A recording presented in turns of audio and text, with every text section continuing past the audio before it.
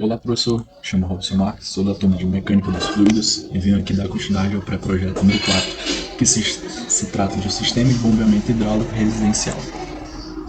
Primeiramente, a gente tem uma introdução que é para a gente escolher uma bomba analisando o sistema a partir do ciclo de Rankine. Para implementar uma bomba no sistema de geração de potência abaixo, onde a potência líquida será gerada será igual ao consumo de potência máxima da minha residência, a fim de entender o quanto de potência deve ser gerada para suprir o meu sistema. Primeiro a gente tem aqui um sistema ilustrativo, de como deve ser tratado a nossa energia e consumo. Posterior a gente vai tratar do potencial elétrico residencial. Primeiramente é necessário encontrar uma potência líquida, que deve ser gerada pela turbina. Para isso, será feita uma soma das potências nominais dos aparelhos da residência.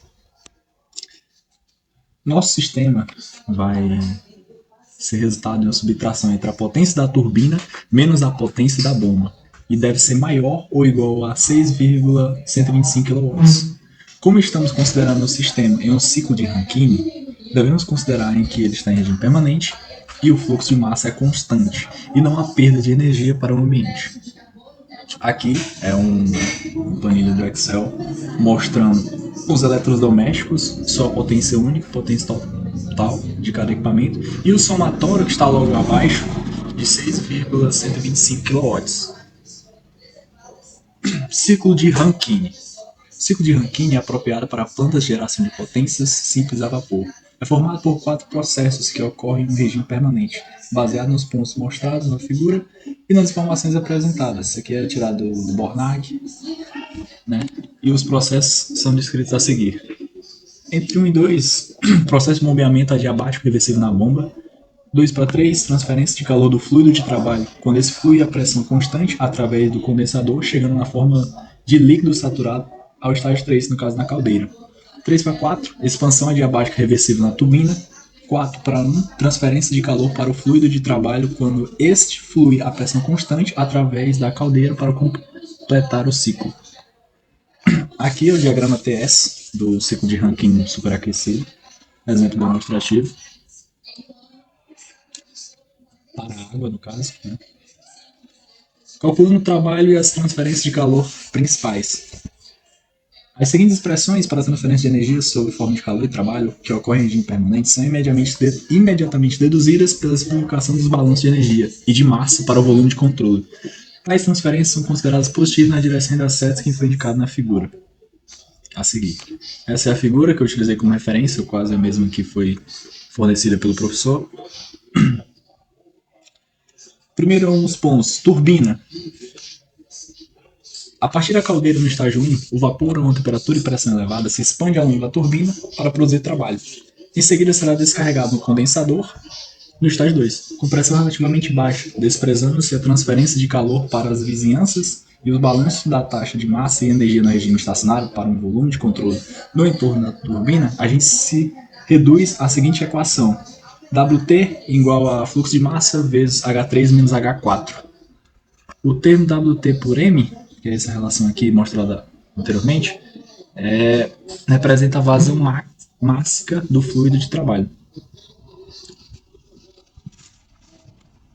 Condensador. O condensador que ocorre a transferência de calor do vapor para a água de resfriamento que flui em um circuito separado. O vapor se condensa e a temperatura da água de resfriamento aumenta. Em um regime estacionário, o balanço das taxas de energia para um volume de controle engloba-se no mesmo jeito do processo anterior.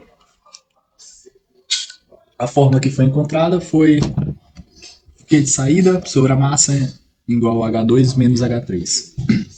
Para a bomba, no estágio 3, o líquido condensado é bombeado para a caldeira a uma pressão mais elevada. Considerando-se que não existe troca de calor para a vizinhança em um determinado volume de controle em torno da bomba, os balanços de massa e regime de energias são encontrados da seguinte forma: W bomba igual a fluxo de massa vezes H3 menos H4.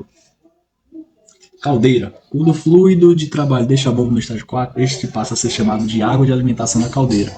O fluido completa o ciclo quando aquecido até a saturação e evapora na caldeira. Essa é a forma encontrada, Q de entrada sobre M igual a H1 menos H4. Esse termo É a taxa de transferência de calor da fonte de energia para o fluido de trabalho por unidade de massa, que passa pela caldeira. Potência líquida, essa foi a potência encontrada. O trabalho da turbina da bomba tem que ser igual ou maior que esse. Que são as formas de encontrar a curva do sistema através das equações. Se obtido dessa forma, vai se tornar assim.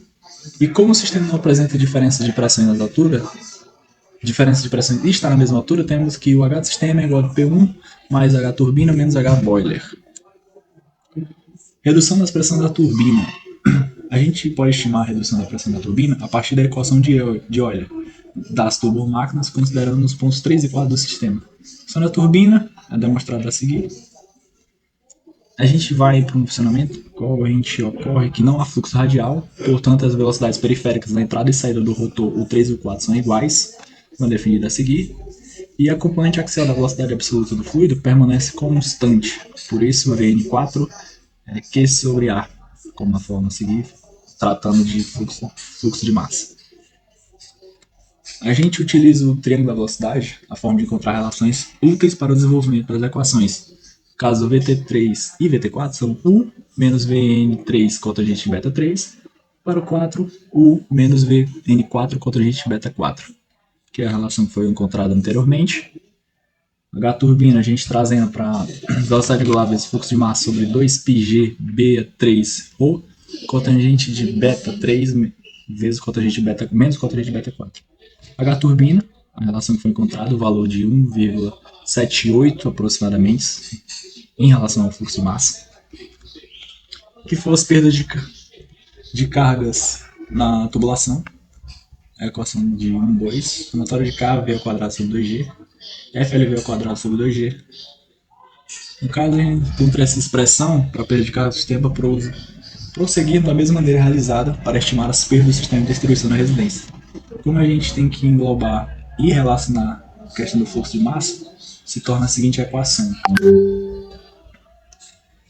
A gente usa o fator de Darcy para calcular em relação ao fluxo de massa, dessa vez não a vazão, como foi no projeto anterior. São os valores e resultados obtidos, passo a passo. O valor final,